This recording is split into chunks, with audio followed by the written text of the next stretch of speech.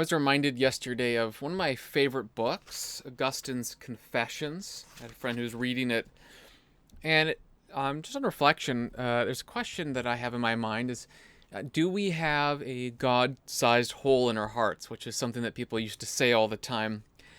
And upon reflection, it's really interesting. It connects to what Augustine figured out all those years ago, about 1600 years ago. He writes of God in a form of a prayer: "You stir man to take pleasure in praising you, because you have made us for yourself, and our heart is restless until it rests in you."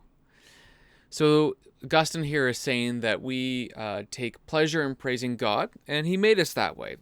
You are having pleasure and happiness when you worship God because you're made for worship, and we're also made for God, not for perhaps other things. But the line that's really interesting is that our hearts are restless until they find rest in you. And as Augustine will articulate in his Confessions, which are essentially just a prayer to God throughout all the books, is this restlessness in life is something we all experience because everything is transitory, changing. Things come and go, are good, then are corrupt. You build a beautiful chair, then over time it gets damaged and nicked.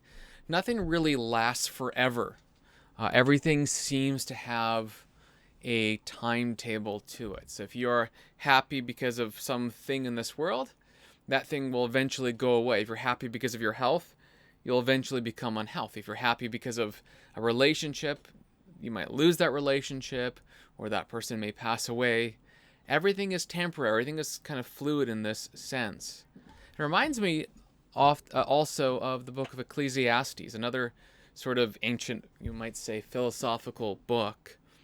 And the author Solomon there, he says, "I perceive that whatever God does endures forever." So Augustine found that he was restless because nothing he could find was stable, enduring, unchanging, and immutable. Everything was mutable, changing, unstable, and corrupt. Yet Solomon says in Ecclesiastes that whatever God does endures forever. And right before that, he has this line that God has put eternity into man's heart. So there's this notion or desire for something that is eternal, something that endures forever. And yet, he goes on to say, yet so that he cannot find out what God has done from the beginning to the end. Meaning, while you want what is eternal, what has stability, what is unchanging, what is immutable, unlosable, unshakable, you really can't know it all. So, what does that mean? Do we have a God-shaped hole in our heart? I think so. I think God is infinite, we're finite. God is unchanging, we're changing. God is impassible, we're passable. God is immortal, we are mortal.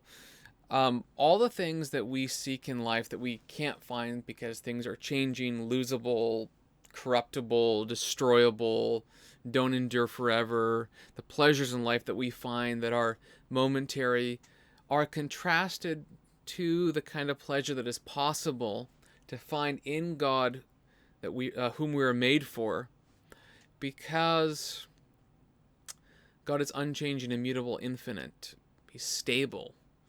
The kind of pleasure that you can have in worshiping Him, the kind of pleasure you can have in knowing Him and participating in what He is through faith and through union with Him by Christ, is something that satisfies the longing of our heart. Reminds me, I'm just going to look it up. It just kind of popped into my head, but Psalm 145, which is one of my favorite psalms. It's a psalm of David. And he says, near the end of it, on verses, let's say 15 and following, he says, the eyes of all look to you, and you give them their food in due season. You open your hand. And then it says, so David's praying to God, you satisfy the desire of every living thing. The Lord is righteous in all His ways and kind in all His works. The Lord is near to all who call on Him, in truth. And then it says, He fulfills the desire of those who fear Him.